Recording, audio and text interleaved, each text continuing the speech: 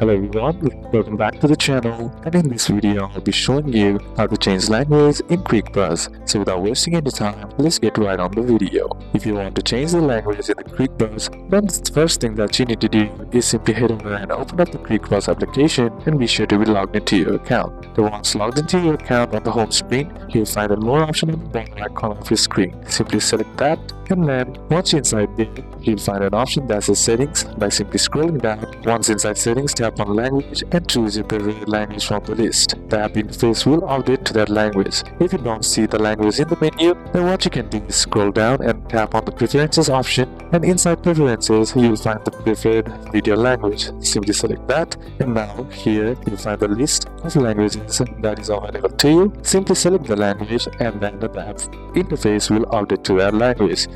So these are a couple of steps that you can apply, and that's it for today's video guys. Hope this video was useful, and see you soon on the next one.